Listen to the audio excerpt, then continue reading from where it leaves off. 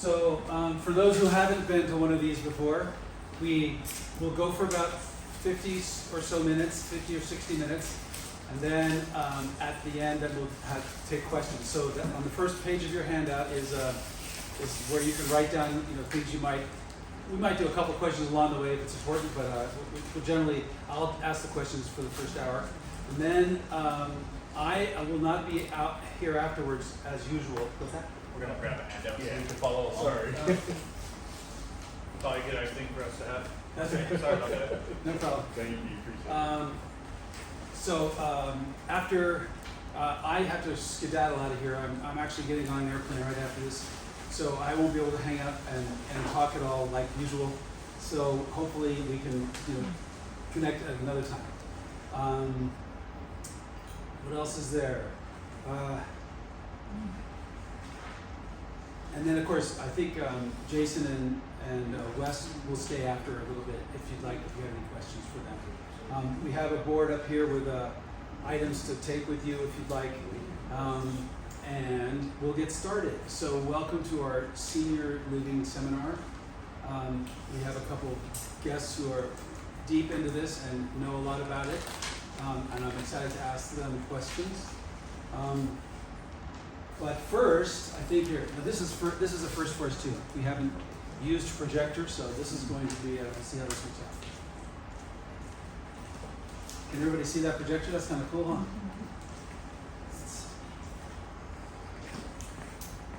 So, how many people have actually done a downsizing? Anybody? Since kids or since earlier in life? Yep. Okay. A few. And do you think that's your last one? Is that the last one? So what might be some reasons why you might downsize? Again. Anybody? Age. You're moving Infirmity, right? Moving to a smaller place. Moving to a smaller place. Golf. Golf. Hell. Golf. Golf too, right? There you go. Keeps you from the golf. Yeah. Actually, yeah. You might go to a community where there's a golf course in your backyard and have a much smaller place. That might be fine. I know people who've actually done that. So, anything else? Moving to a senior living community. Yep. So the idea here is, do you have a lot of time to check out your options if you suddenly need to move? It's better to plan now than to have somebody plan for you later on. So that's kind of the key, and you might not be particularly satisfied with that, right?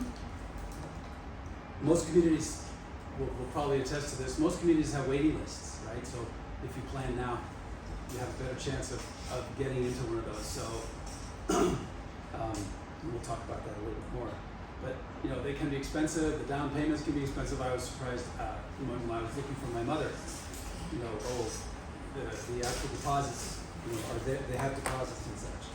And so there's another myth. We're downsizing now, so you want to move again. And that was my first question, right? All right. So the first thing that might happen is you're not moving to a senior living community, but you want to downsize. And I'm a realtor. I'm also a real estate planner through Keller Williams, and so I can help with those planning stages, especially if you have additional property besides your family, your primary residence. So if you're thinking about moving and downsizing to a smaller house, like a detached house, in maybe a senior living community like Alegria, for instance, over on the west side, I can help you with that. But if you like the idea of having a bunch of other amenities, which we'll talk about here momentarily, then that's where you need to start planning. So, and with that, I'd like to introduce you to our guest, Wes Morrow from Stellar Senior Housing, and Jason Espera from About Senior Moving. So I'll have them tell you a little bit about themselves, and we'll get on our way. Thank you. So yeah, I'm Wesley Morrow. I'm the owner of Stellar Senior Housing Experts. What we are is a placement agency to help people find long-term and appropriate placement. The way we do that is, say you give me a call and you say, things are kind of rough at home right now. I don't really want to do my housekeeping anymore. I don't want to do my laundry anymore. Things like that. Me or one of my experts would come out and do a face-to-face assessment with you, or maybe it's your loved one, you're doing it for your parents. We'll do that assessment and make sure that we're matching you up with the right community that's going to adhere to your lifestyle. We also look at your finances. So, assisted living, independent living, none of it's cheap. It's expensive.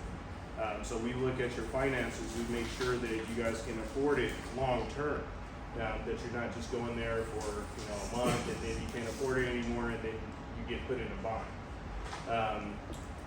Chris made a great point that you can't just up and do things when you need it, because you never know what's going to happen.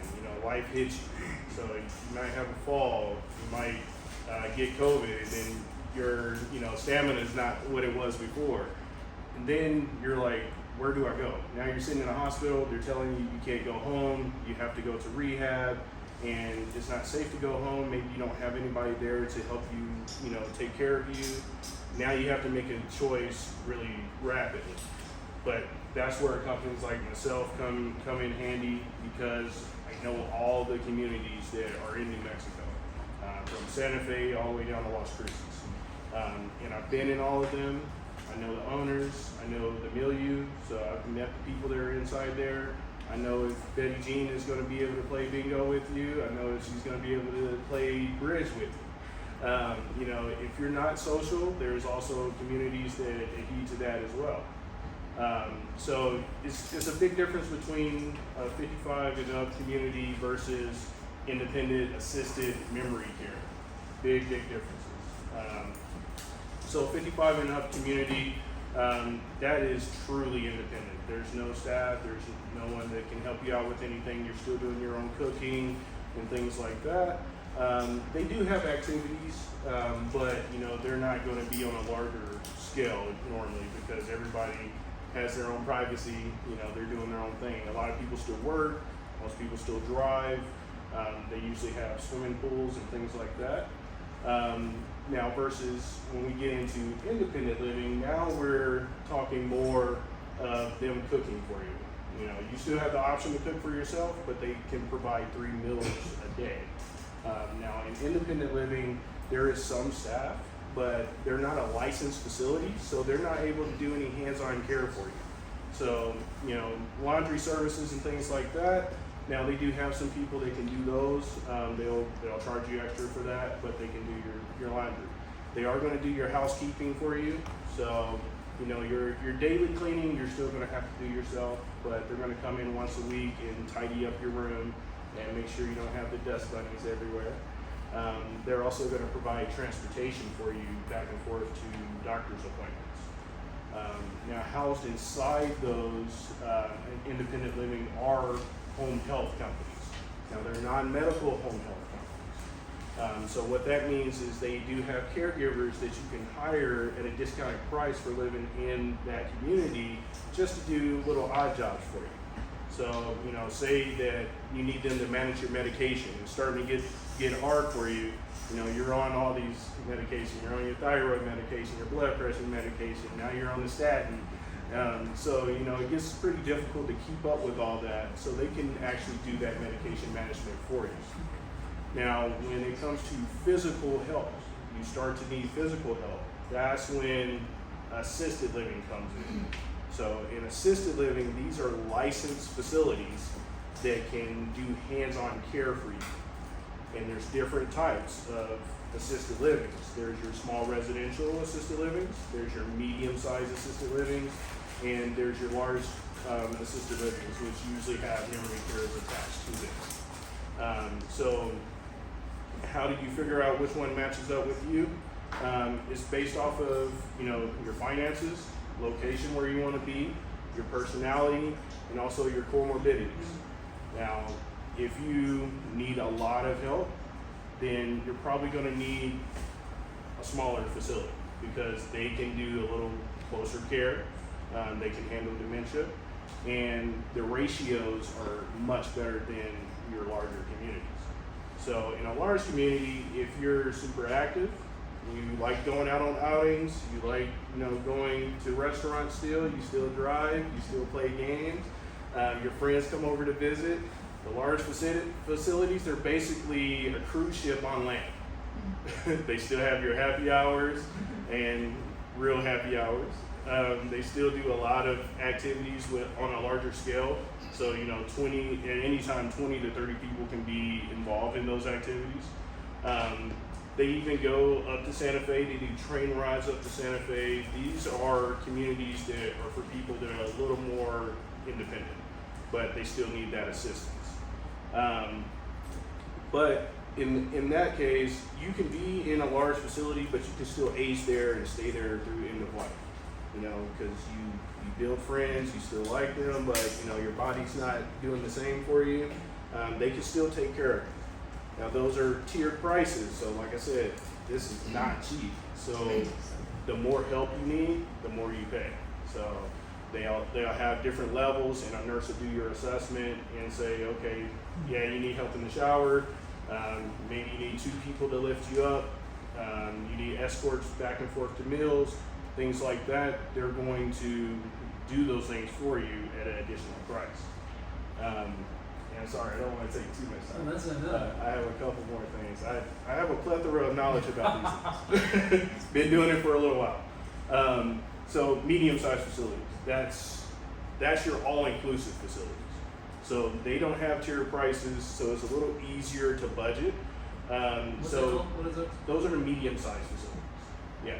So those are, not your traditional ones that you see in passing that say assisted living, independent living, memory care.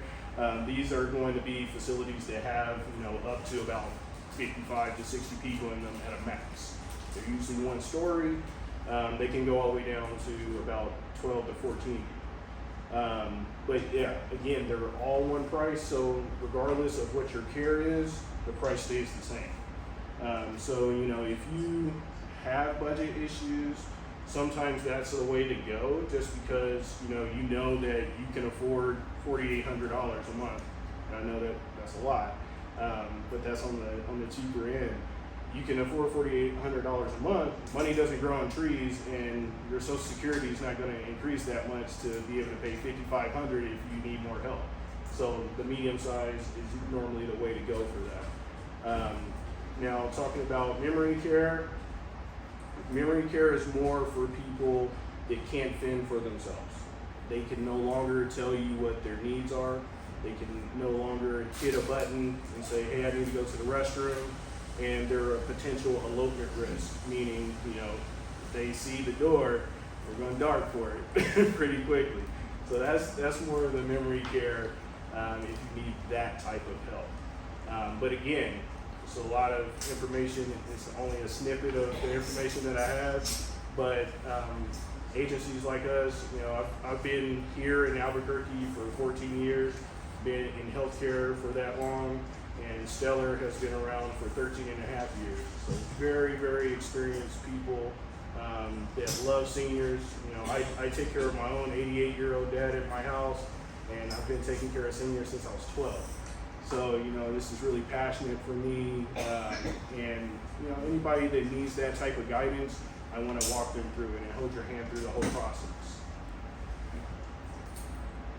Right.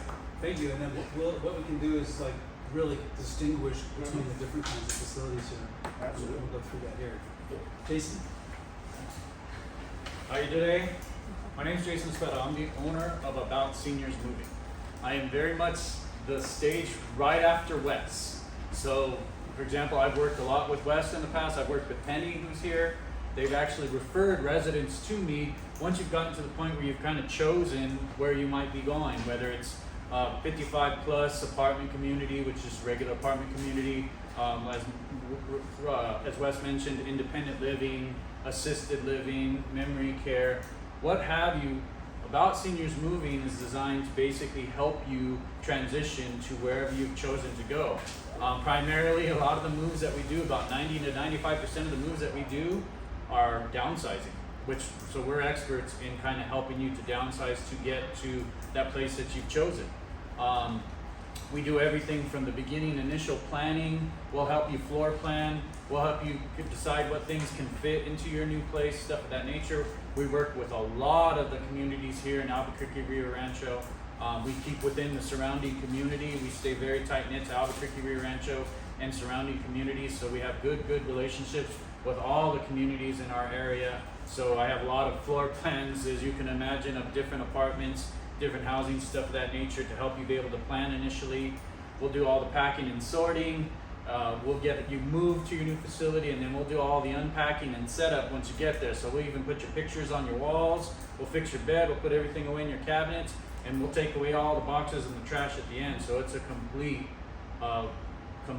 full service that we offer with About Seniors Moving. Very unique kind of moving service. We only do senior moving, which is why we're called About Seniors Moving. We don't do typical like big home to home kind of moves.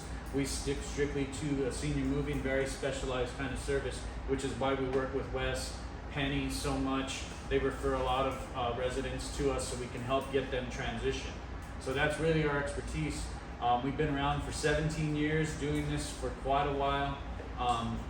And really what I'm able to do when you have chosen that facility that you're going to, I always offer free consultation on my part and go meet with you at your current home, see what you have, so we can make a plan to be able to get you transitioned properly, and also offer other kinds of services that can help with the downsize or have resources related to what we do to be able to get you to the right resources depending on how you're wanting to go about transitioning completely. But really we're experts in helping with the whole senior moving aspect. Excellent. So when you talk about, oh, by the way, on the worksheet in the handouts there's actually a financial worksheet, and sometimes you'd be surprised about, yeah, exactly. You have an extra? Are the handouts a little I bit? looked on the Yeah. table and it's Okay, yeah. You know what? I can send you one. Oh, you want to hear that? Jason. Thank you, Jason. You're welcome. So, but you know, we've done these worksheets with people, and actually, if you go through it and you figure out what you're spending on what you're doing right now, all of a sudden you realize, well, hey, based on my current expenses, I actually might be able to afford, doing one of these things, where one of these communities where you're actually, you pay one lump sum, but then you don't have all the other costs. So it can be revealing by going through that as an exercise to see, what your actual costs are now. Sometimes, and sometimes you'll be surprised. So, it's a matter of trying to understand where you sit, and you ultimately then not afraid of actually checking out one of these places and seeing how what level of place you're eligible for, and also when to do that too. So here I'm going to start going through. You talked earlier about Del Webb, and this is one of those 55 plus communities. I actually have a couple friends in the Alegria one, and I mean it's essentially like any neighborhood, a gated community, any neighborhood. However, everybody there is 55 plus, unless they've inherited a house. Sometimes there's some exceptions, but everybody's there 55 plus. They oftentimes have swimming pools. What else other amenities are in a place like this? They have a lot of 55 plus communities. They'll have like services where they kind of like have planned like outings or planned activities within the community, where they'll have actually like even like food trucks and different kinds of services that'll come in and do like fun activities, or they'll like plan outgoing vacations where you can do vacations together. It's actually really kind of nice, like very lively kind of communities where you're very active and very much like interacting with all the people that live in the community. Other ones that exist, like This one has a club. That's the clubhouse. yeah. So other ones that exist, this is like a home community, but other ones that exist that are 55 plus specifically are places like Overture. There's 2 Overtures that are in town now. One on Paseo del Norte and one in the Los Ranchos area, or not Los Ranchos, in the west side over there near Cruz and Montano. Those are 55 plus apartment communities. So same kind of principle. We've moved lots of people into whether it be Del Webb or into those overtures. Is that a multi-story building? Yeah, the overtures are multi-story. Yeah, those are multi-story. And then the overture under Lucia on the west side, they do have independent cottages on the property too, so that are like townhomes. Right. Okay. So when Wes talked about independent living, like what are some examples of that? Yeah, so independent living. And is it are there places that are independent living that are just independent living that they don't do assisted or Yes. memory care? Absolutely. And so you might expect if you went to a place like that, you might expect to be moving at some point. Yes. Yeah, because independent living is exactly that. You have to be independent. There's no staff there to help you with anything. So if you're independent and you don't foresee, in the next few years or so that you're going to need a lot of help, independent living solely is great because they focus on those people. They focus on independent, so they don't have both the assisted living and the memory care to, kind of have that staff and activities coordinators to do those individually in those departments. So you just have the whole community to do outings. Like I said, they do train rides up to Santa Fe. They go to Portjoy Hall. They have good food. Most of them, the independent livings have really good chefs. So they'll do parties. They do happy hours. They have movie theaters. So there's a lot going on, but you have to be active to be in these communities and really benefit for what they have to, offer. In the ones that have independent, assisted, and memory care, or like, for instance, La Vidiana, which is a CCRC, continuous care retirement community, where you can age in place all the way through there. Now, those are a little bit different because once you get into the assisted memory care or even the skilled nursing side, you don't have the same amenities and benefits as you do in the independent, because now you're basically in a different community within that community. Yeah, and on that chart there, the continuing care retirement community, you can see is at the bottom, and that essentially says, okay, it'll handle every single one of these steps and stages as you go. However, what are other continuing care communities? Besides La Vidiana. So I know La Vidiana has the neighborhood as well, and they're the same company. They're sister communities, and then there's one also in Santa Fe as well. But those two are the ones that are here locally, the neighborhood and La Vidiana. Yeah, and those they are have really, a big buy-in. Yeah, those are really the only two that are continuing throughout. Yeah. Oh, they are. Okay, so Can you give an example of the independent living communities? Absolutely. So Okay. you have places like Paloma Landing, Berry Canyon, and Coronado Villa. Okay. Those are the larger independent living that are solely independent living.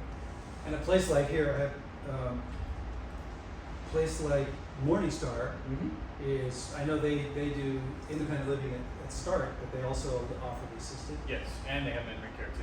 Yes. Okay, so it's kind of like the CCRC, right? Very similar, but with the CCRC you have a buy-in. So you normally, and they've changed it a little bit, but you normally don't go straight into assisted living or memory care in a CCRC. You go through their program, you buy into their independent living, and you go through the whole process. Now, Morningstar is a little bit different. You can go there independently, but it is a licensed assisted living. You don't have to need any assistance to be able to qualify to go there, with the exception of you need a couple of ADLs, which are activities of daily living. To go to Morningstar at first, in the beginning? You can go independently, but like when you're going through consultants like myself, I'm not going to recommend you go into there independently, because you're paying for a lot of things that are assisted living that you're not going to utilize. So these type of facilities, when you go into their rooms, they don't have full-size kitchens. They have kitchenettes. So if you're independent, you're probably still going to want to cook a little bit for yourself. You probably want to, do those type of things, drive.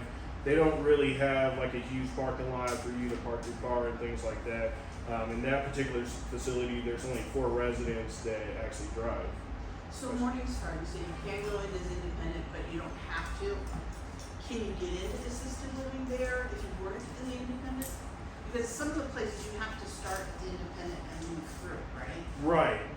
Those are the CCRCs. Those are the ones that you have to start at the independent. Now, just recently, they changed that a little bit so you can actually go into the assisted living first without starting off in the independent. I don't want to confuse things though. But to answer your question, for Morningstar, yes, you go straight in assisted living. The reason why I don't recommend, if you're independent, to go straight in there unless you have an element that is going to pretty rapidly bring you into assisted living, is because walking in the door of Morningstar is going to be around $7,000. So definitely get what you pay for. You know, now Morningstar is a beautiful community. They have great food. Go ahead. Is that 7,000 down payment or 7,000 a month? 7,000 a month. So the down payment is usually around 3,000, and then the 7,000. You're talking about like a deposit? Yes. To get on a waiting list. I mean, that's what, oftentimes, you want to get on the waiting list, and when something comes available, then they'll go down their waiting list to see if you're ready or want to start that. So, So you have But to be fair, talking about the continuing care, you ought to mention some of the initial buy-in.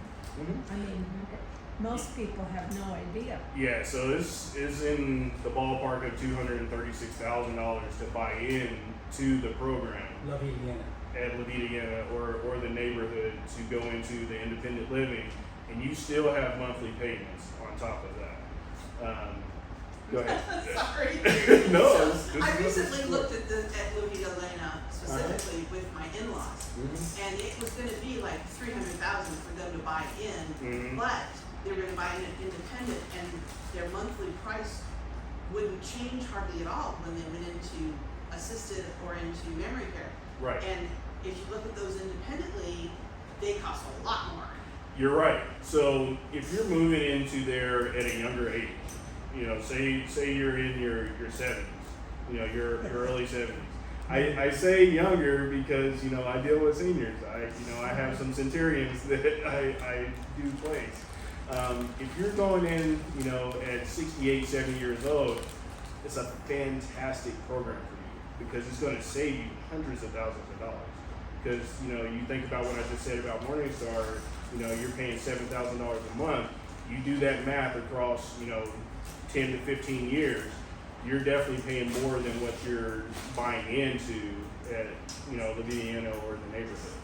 So it's just what stage of your life are you going into these programs? That depends on, you know, if you want to go with a true CCRC or if you want to just go straight into independent living or assisted living. Just a clarification on CCRC. Sometimes you'll find them called life plan communities. And another addition that they will have that most communities don't have, when you're getting that buy-in, is they also have long-term care or rehab. Because sometimes when you fall in the assisted living, which, you know, accidents happen, you have to go to the hospital, but then you have to go someplace for rehab. Usually in a CCRC or a lifeline community, they have a rehab on site. So you don't have to go someplace else that you're, you know, unfamiliar with. You can just go to that rehab right in the same community where you live. And your monthly payment doesn't change much. It all depends on that CCRC. Would that rehab be as thorough and as, Yes. Most certainly. Most certainly. Comprehensive. you went to a rehab where you have 3 kinds of rehab a day? Yeah, so it is, in those CCRCs, they are skilled nursing rehabs. They're not acute rehabs. So there's a big difference. So when you say as intensive therapy is more the acute side, like your Encompass, your Loveless rehab, or your Clear Skies rehabs. Those are 3 hours a day of rehab. So that's more of your intensive. Now in the CCRCs, they're going to be skilled nursing rehabs. So that you're not necessarily going to get 3 hours. It does depend on your insurance payer though. That'd be something like breaking your hip or, Right. I mean, you have this intensive acute rehab. Correct. How does long-term care insurance work with a CCRC or an independent living? Fantastic question. So the verbiage on your long-term care policy, you have to look at it because most of the times they won't pay for independent living. They will pay for anything that you have help with your ADLs. And again, you'll hear ADLs a lot, activities of daily living. So if you have 2 ADLs that you need help with, normally your long-term care insurance will kick in, and they will pay a lot usually depending on your policy. But everybody's policy is different, so you have to look at the verbiage. Sometimes in that verbiage they'll say we will pay $350 a day if your facility has a nurse in there 24/7. That verbiage was usually wrote a long time ago. So, now it's really a nurse 24/7, that's anywhere on the campus. So, a place that has a memory care as well, there's a couple in town that have nurses that are on campus 24/7. So that can count towards them paying that higher amount. Because normally they pay the most for skilled nursing, and then they pay for assisted living, and then they pay the least amount for in-home care. And it really depends on what the language of your policy would say, because sometimes, a lot of times, there's a maximum amount, they give you a lifetime max. So you've paid into your long-term care insurance, and you have a lifetime max. It can be used at 50% of the cost up to that lifetime max. And I speak from experience with my parents, who were both using it. Someone's here. Hello. There you go. So they have a 50%. The long-term care insurance is paying 50% of their care, and then they have a lifetime max because of how much they put into it over the years. So again, it just depends on the language of your long-term care insurance. Great question. So what were the communities that are just independent living only? Like not 55 plus communities where, like I'll agree, but and that's where you get your meals cooked for you and all that, right? Yes. What are a couple of examples of that? Yeah, so you have Paloma Landing, and I'm not going to name all of them, but a few of them. Coronado Villa. As examples. Yeah, Bear Canyon. Macomb del Sol, Yep, Lozano, and the Rio Grande. Rio Grande, which we move a lot of people into all of those. Yeah. We're very much at all of those facilities. What is generally the price range of something like that? Depending on the room size, for independent living, on the lower spectrum, you're looking at about 2,200. On the higher spectrum, you're looking at about 5,000. Okay, so we talk about assisted living then, and specifically, are there assisted living like what is a beehive, for instance? What would that be? It's assisted living. Yeah, that's assisted living. Yeah. And Amaran is also That's assisted living and memory They care. have, yeah. It has a little bit. assisted living. They actually have a little bit of both. they have independent too. Yeah. Yeah, that's They have right. independent too. But that's kind of with an as you were pointing out, with kind of an expectation that you'll need assisted in not too distant future. Yes. This place has beautiful views. It's really It's similar to Morningstar in that model. yeah, Yeah. exactly. Yeah. And then memory care, you talked about that. And that can be private pay. What are the VA benefits for that? Yeah, so the VA has a benefit called the aid and attendance benefit. So for any veteran or spouse of a veteran that served during time of war and is not 100% disabled, they could qualify for this benefit that can get you, up to about $2,400 a month for the rest of your life. Now, there's different ways to go about that. You can go directly through the VA. There are some nonprofit organizations that can help you get that benefit a little bit faster. There is usually a cost attributed to that, but that will go into an account for you, and you can use that towards your assisted living. So aside from selling your house, or assuming you would be selling your house, so you probably have, a nest egg there for the costs here. But are there other programs or other ways for people to have this paid for, or get assistance in some way? Yeah, absolutely. Great question. So we talked about the aid and attendance. That's one of them. If you happen to work for Sandia Labs and you have any of their listed diagnoses that is going on with you, then they will help pay for things as well. I think their benefit is up to about 250 or maybe 300,000. Or if you're on the lower spectrum, or you're on the lower income spectrum, then Medicaid can also pay for a portion of assisted living as well. They do not pay for independent living because, again, it goes back to the ADLs. You have to have a couple of those in order to qualify for them to pay. They pay close to $1,900 a month of your assisted living, and then your Social Security or whatever you have left can supplement the rest. And ADLs are pretty much across the industry, so everybody understands all the long-term care insurance points that out, and certainly all the communities do too. And so I'm just as a review, like it's bathing, toileting, eating, or being able to feed yourself. Medication management. Medication is that an ADL? Medication management, okay. And then there's like 6 of them, right? So. There's quite a few. Oh, and and there's IADLs too. there's what? There's IADLs. Oh, and what's that? So that's independent activities that they deliver. So that's more of like cooking and things like that. But Medicaid and long-term care insurance don't look at those. So who looks at that then? What's it? So that's usually during an assessment. So if you're going into assisted living and you're trying to pay the lower amount, because again, it's tier prices, it's kind of a la carte. They're going to look at your IADLs to see, you know, what you can do on your own, so you're not being charged for those type of things.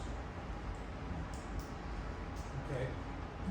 In the handout, there's a bunch of questions you could ask if you were going to actually visit a community and make sure that, you know, and actually those questions might be questions you would ask Wes if you set up an appointment with him. And he actually came in and helped out my parents, and they recommend him highly as having a great deal of broad knowledge throughout all the communities, and be able to really narrow it down and help you figure that out. What would be, so anybody have any questions about that?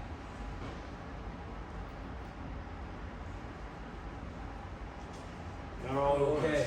Yeah, there you go. So actually, Jason, what's that? We're not knowledgeable enough yet. So I know I wanna have a meeting with him. that's right. I love reading. Well, who pays the fees for what you do? Is it me? Is it the facility? That's an excellent question. So to answer your question, the facilities pay. So I am contracted with over 136 facilities, and I only contract with facilities that I believe that my parents can go to. So I'm very picky. I do not contract with everyone, and if I don't contract with them, you probably shouldn't go there. Because I've done a thorough assessment of all of them. But yes, they paid me a referral fee for the placement. It is in my contract that they cannot upcharge you for using my service. If anything, you know, like I said, I've been around for 14 years. I can negotiate to get your costs low. So a person would be foolish not to use someone like you. And you're foolish not to. There's a lot of facilities out there. Go ahead. Oh, if you're considering a facility that's out of state, then how are these covered? So I'm local. I do have some resources in like the Denver area and like in some parts of Arizona and also California. So I can get you in contact with them. But I feel like I'm not the expert unless I can put eyes on the facility on a daily basis. So I don't feel comfortable giving you information about a facility that I haven't been in. So I have a question for you. How should seniors prepare, and when should they start preparing to downsize? For downsizing, How do you know, what is your suggestion in approaching that?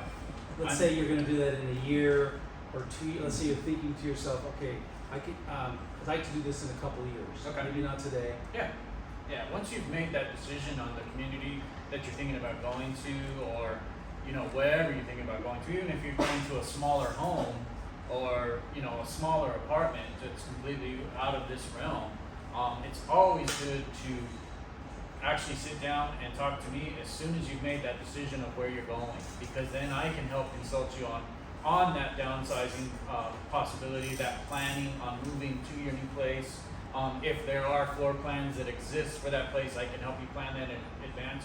The sooner that you consider doing downsizing, the better off you're gonna be, because there's a lot of factors of downsizing. Because there's things that, like sometimes family will take things, and you wanna make sure and get things to family in some way or fashion. There's obviously lots of donation centers. You could entertain doing an estate sale, which a lot of times is a really great way to go about doing things. There's consignment stores within the community we can take things to for you. There's companies that do like buyouts. There's auction houses. There's lots of different ways to downsize the things that you have. So with the options that you have to downsize, it's always good once you've made that decision of where you're planning on going to. It is definitely like a good idea to sit and plan with a company like mine, or any moving service that you're going to use, or even your realtor, because a lot of times your realtor can help put you in contact with different people to just kind of start that downsize process like as soon as possible. Because we move a lot of residents, a lot of families in this community. We move a lot of people that have been in their homes 30, 40, 50, 60 years. And that's a lot of stuff. And so we're helping to help you figure out where to go with all this stuff. So that's what's great about our service, is talking to us. We can help you plan that and at least come up with some ideas, or help you get things to the right places. We have, like I said, if we don't actually do the service, we have a lot of resources that we can point you to like out-of-state shippers, for example, because a lot of times families that we meet, their family, all their children or grandchildren are gone out of state. They're the only ones still here in Albuquerque or Rio Rancho, and they need to get things to their family members. So we have resources of like specialty shippers and carriers, for example, that'll get those things that you want to get to them, stuff like that. Rather than just the UPSs and FedExes of the world, there are sometimes that you want to ship them like a piece of furniture or fine art or something like that. You need specialty shippers and craters to do stuff like that. We have resources that we can point you to for stuff like that. That's all part of the downsizing process. Every single move that we do, every single one is different in some way. Some can be easier, some can be harder. It just depends on the amount of stuff that you do need to downsize. But anytime you've made that decision of where you're going, once you've talked to Wes, and you've made that decision, this is where I'm going. I am going to La Vidiana. I am going to Morningstar. I am going to Bear Canyon. Wherever you may be going, it's definitely good to talk to me as soon as you can, because we can help plan you. And like I said, I offer free consultations. So I might not even be the service for you, but I found that once you get to talk to us, we're definitely, very helpful in every way that we can be. Question for you. Yes, sir. Do you work with the facilities on the contract as well, where you got the services covered? Or No. their service fee? Anytime you're using our services, the families, the residents, they pay us directly for our services. And what does, say, somebody's lived in the house for 30 years, they're going from 2,500 feet to 1,200? What would that? So it just depends on how much. So like I said, we help with, the way I like to put it is, we'll help you with as much or as little as you'd like us to. So we can help with like the sorting and the packing and everything at the beginning. We can help take things to like an offsite storage or a family member's house before you even start to do your move. We'll do the moving, we'll do unpacking and setting up. So that's why I like to put it to where you can use us as much as you need to. All our services are based on hourly time. So that's the best way to go about it. Because a lot of times people say, you know what, I can pack myself. I can handle the packing. We just need you guys to help us do the move part. And that's completely understandable. Sometimes they can handle the packing, or they have a lot of time to do their packing. So if we're just doing the physical move, that's completely your choice. Or they like us to do every part of it because, you know what, I need that help. I don't have anybody else to help me. I need you guys to pack me, I need you to move me, I need you to unpack me. I want the full service. I want you to take away those boxes of trash at the end so that everything's completely done. Completely your choice on how you utilize our service, but it's completely up to you because our costs are based on time. So more or less, how much is an hour, and is there a minimum of hours? Yeah, our costs are $50 per person per hour. Very simple. No matter what we do, $50 per person per hour, and we have an hour minimum. 1 hour for one person, right? Mostly everything that we do, I can tell you this, mostly everything we do requires at least 2 people. Because you gotta figure, we're moving furniture. You know, you need strength, you need, so mostly everything we do requires at least 2 people. Even packing, you know, because a lot of times there's a lot of packing. I mean, we've had pack jobs where I've had to put 4 or 5 people on the pack because it's a lot. And that's to pack. after the estate sale. Yeah, there's a lot to pack. So, you know, we have some pack jobs sometimes where we help, and we can help transition you to, you had mentioned going out of state. We can help with the transition starting here in Albuquerque, and I actually work with a partner, National Mover, that we would hand it over to, and I only use one partner mover, and that's it, because I have a trusted relationship with him. But I can we'll actually go do a consultation and a free estimate together, and I can give you our estimate of like how to get you prepared here in Albuquerque or in Rio Rancho. We'll get it all packed and prepped here, and then I'd hand it over to the National Mover, and obviously they give you their estimate to get you moved to like Denver, California. We got one that we're doing together very soon in September that we're moving a family all the way up to North Carolina. So we're gonna handle all the packing and prep here for them, and then I'm handing it off to this company that I work with, and they're moving them all the way up to North Carolina, and that's in September. Yes. Just flew out of my head. Sorry. That's okay, you'll get it. I have questions. So Wes, so what are some of the trends that are happening with, I mean, you see these communities being built still, I mean, Still. and as, you know, as the senior population grows and we're all living longer, there's new communities. So what are some of the trends? Are there any new trends that you've seen in the new communities? Yeah, so the newer communities are promoting more independence because people are living longer and they're doing more things at later ages. So it's no longer small, tiny closet type rooms that you'll see in very old facilities because that's what the norm was for assisted living, 15 to 20 years ago. But like I said, now these places are like cruise ships on land. I mean, there is a lot going on. The movie theaters are getting bigger. They're looking more like regular movie theaters. The exercise gyms are getting bigger. They're starting to have personal trainers in there. The happy hours are very happy. I've been to those. I've been invited to those. Yep. Yeah. And the food has gotten much better. So now they're hiring decorated chefs versus just a cook. Yes. So that's the main things that are kind of changing over in these new facilities. There's a brand new one going up on the west side called a TiVo. It should be in business probably this November. Yeah, I was in one last week where the movie theater was bigger than this room. So they are. Coronado Villa. Yep. Coronado Villa has an actual movie theater in their facility. Yeah. Right. Yeah. That's the one. That's the one. That's where it was. What's that, Jim? Do they serve popcorn? Yes, they do. Popcorn They and do. soft drinks. Yeah. They have the old school like popcorn makers too. Yeah. Yeah. They serve popcorn, wine, beer, all the above. Yeah. Yeah. It's a cruise ship. It really is. Yeah, and that's all included with your package. You're not paying extra for those type of things. That's their activities. That's not their main source of revenue like the real food is. Soft drinks, right? That's funny. I thought of my question. Yes, ma'am.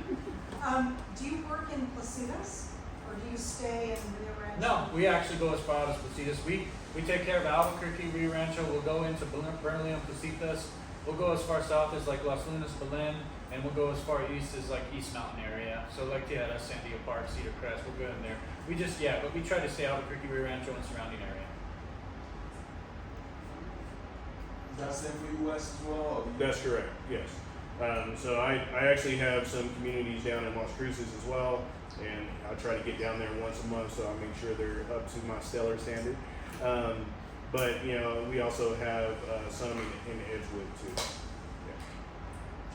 Is Woodmark, the nursing? So the Woodmark is assisted living, and they have transitional memory care. So they have two portions of memory care where you can go in earlier to moderate stage or moderate to severe stage. And like Gonzalo was sell that's That's exclusive to independent. nursing? That's That's independent. Okay, so That's that's independent. Yeah, and they do have skilled nursing there. Yeah. Skilled nursing? Yeah. But yeah, mostly what they focus on is the independent. More people out of there when they get to assisted. Yep. More people out of. When people have had to transition at Manzano from independent and they need more of assisted living, we move more out of there into another community. Oh, I see, so So, it just doesn't have the. yeah, we do a lot of, actually, with that being said, we do a lot of what we call in-house moves. So, like for example, La Vidiana, which has, you know, transitions of different levels of care. We go from independent to assisted to memory care. We actually have moved the same family members many times, at times, you know, 2, 3, 4, 5 times.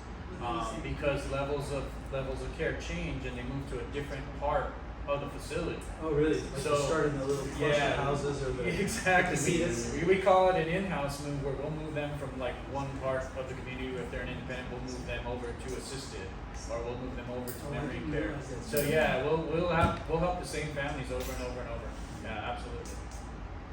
Are there more than La Vida Lana that have that level of, you know, all the different? There's just a community, the neighborhood in Rio Rancho, they also have that as well. Okay, And because I the- thought La Vida Lana said something about they were one of the few. Yeah, so I think there's 4 in New Mexico total, but locally, yeah, just those 2 that are actually CCRCs. There's a few that label themselves CCRCs, but they're not. I had a friend who mothers over in Montebello, are they not? Yeah, so that's one of the ones that label themselves a CCRC, but they're not a true CCRC. They actually lost their skilled nursing license, so they don't do the skilled nursing part anymore. They just have independent and assisted living. Oh, that's good to know. Yeah. Interesting. Mhm. How are they, you know, if they have plans to try to get that back, or was it no longer cost effective? They don't have plans to get that back. Their corporate 5-star actually kind of changed their model a bit. They are considering changing that middle part that's vacant right now into a memory care, but that's some years down the line in planning. Yeah, one of my friends is actually the administrator there. Can I add something to that? Fairly new to New Mexico, but I managed Manzano for a while as an administrator. And they're not a CCRC, but they have an independent living on site and skilled rehab and long-term care on site.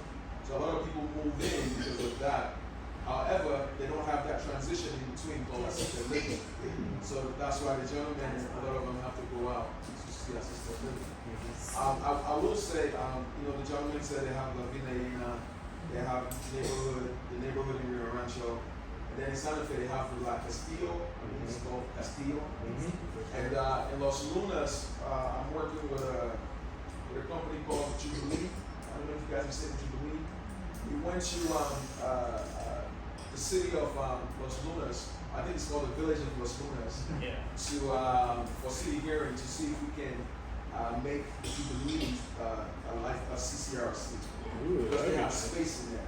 So that is spending, but I think it would be a great addition to New Mexico to have more of these types of communities. I agree. Now, I have a question about the Manzano, since they don't have. What kind of, anything in what between. those communities Is that called? where you're Is that here community to something? come in Life and planning communities, so and have basically somebody come in CCRC. and help them out? Yes, so they have, her question is, And they all have buy-ins? Go ahead. her question is for the independent living, where they don't have assisted living, can you have somebody come in to provide care to you? Yes. And Yes. I think independent living usually that is the structure, so that it helps you stay in your independent living as long as possible without needing assisted living. However, that home care is not 24 hours, right? That's And correct. It's tricky too. Yeah. And it's very, you have to renew it and renew it. Yeah, so to your point, it is very expensive. However, in some communities, they have a discounted rate because they're contracted with in-house, non-medical home health. So you can get some at a discounted rate inside those communities, so you can stay there. But again, very good point. It is not 24/7, so these are scheduled visits. So if you're having something that is spontaneous, you don't know when it's going to be scheduled, then that's not consistent care for you. And we did have Mikey here a couple times ago from Right at Home Healthcare, or Right at Home Care. It's not healthcare. And so that they have like a 3-hour minimum, and it's basically $34 an hour. So just as an example, that would be the kind of thing you do at home, and that's the kind of thing that if you're actually do have those ADLs we were talking about earlier, that would cover long-term care insurance would cover that after they get an assessment and so you know that's the kind of cost that Frederick's talking about, or that you would face if you had that coming to your home, for instance, or in the facility where you were like an independent living facility where you didn't want to move to assisted living yet. So it might or might not be an effective bridge. You might know what? Might or might not be an effective bridge. Oh, it might, or I mean, it can be a bridge, that's for sure. Yeah, it depends on what your needs are. Right.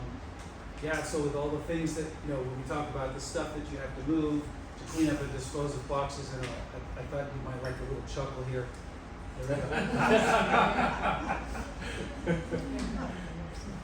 So, any other questions?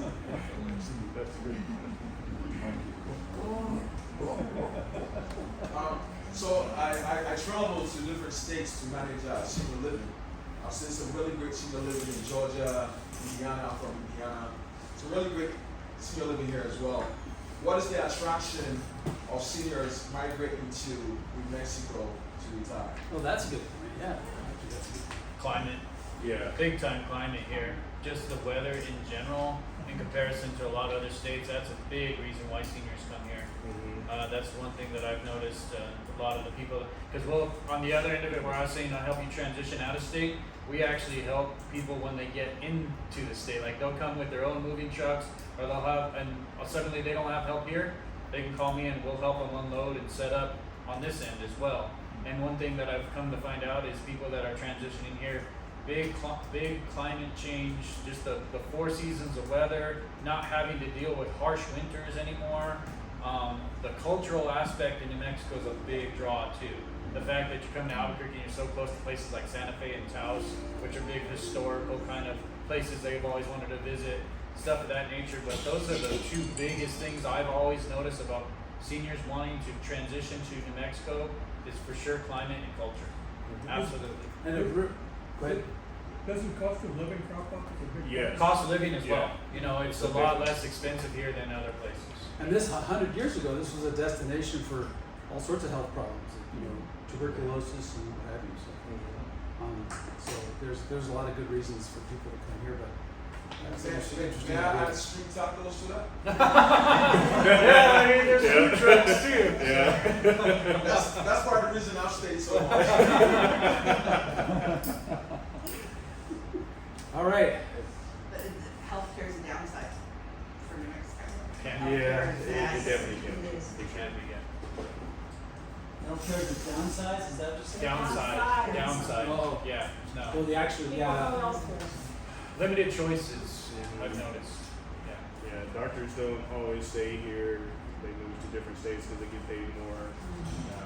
Yeah, and staffing is always an issue here.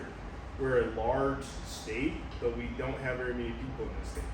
So it is tough when it comes to the healthcare side.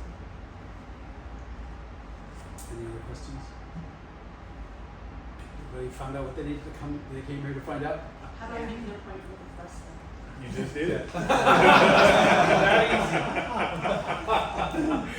All right, so on the last page of your handout is an evaluation form. And I'd love it if you filled that out before you leave. Just let us know what you'd like to see and have in the future. I'll also give you